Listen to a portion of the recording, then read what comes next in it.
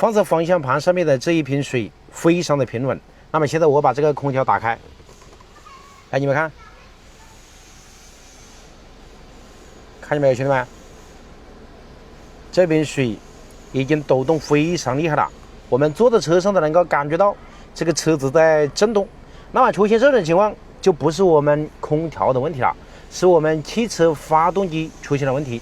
我们来看一下到底是什么问题导致的。这一台车我们把发动机启动以后，没有看到这个发动机有任何的那种异常的抖动，但是我们用手来摸这个机舱的时候，感觉这个震动还是挺大的。那么这种情况就是我们发动机产生的那些正常的抖动和震动没有办法被这个机脚把它消除掉，把它过滤掉，所以它就把这个震动感传到我们的车身上面来了。哎，我们在开空调的时候，这个震动感本身就要多一些，所以这时候我们坐在车里面感觉到开空调震动感就要强一些。这种情况我们只需要去更换这一边的机脚就可以解决问题了。我们可以清楚的看到这个机脚确实是塌下去了，哎，我的手指头都可以放进去了。这个位置本身应该是没有多大的一个缝隙的，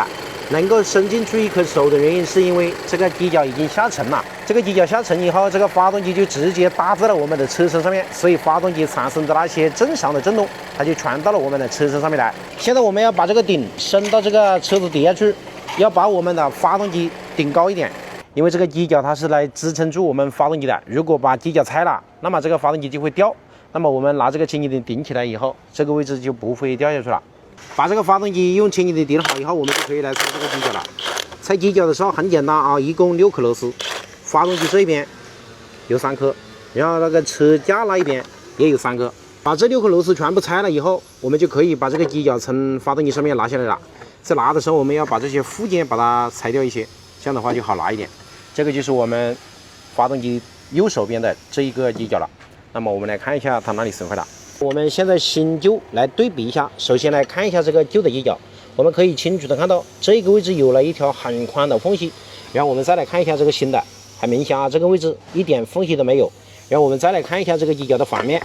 这个机脚的反面这些橡胶都已经开裂了，开裂以后它就下沉了。那么下沉以后，它就会导致我们机脚的这一个支架，它直接搭到另外一个支架上面了，那么中间它就只有一块比较厚的橡胶来填充它们俩，所以这时候它们就会传导这个震动出来。那么我们再来看一下这个新的，很明显中间有一条很宽的缝隙，就算是我们的发动机的重量全部压在这个机脚上面了，那么它还是有缝隙来隔开它们俩的一个直接接触，所以新的装上去以后，这个震动肯定会消失。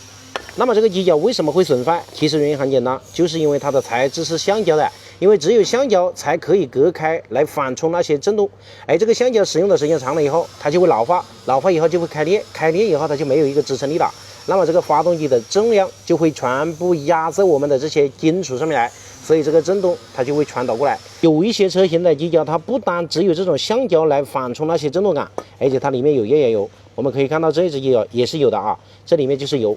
那么它里面还有金属的支架，然后利用这些油产生的一个阻尼来缓冲掉那一些震动感。那么这个油漏了，我们的车它也会出震动的。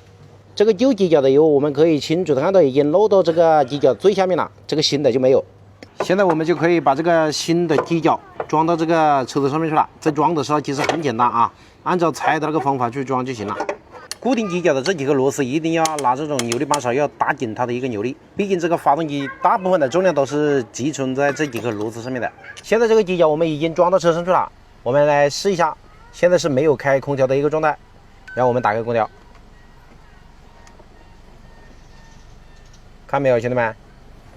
基本上开空调和没开空调我们坐在车上是感觉不出来了。而且这个方向盘上面的这一瓶水的这个震动能量也没有任何改变，现在是开空调的一个状态。然后我们把空调关了，看见没有？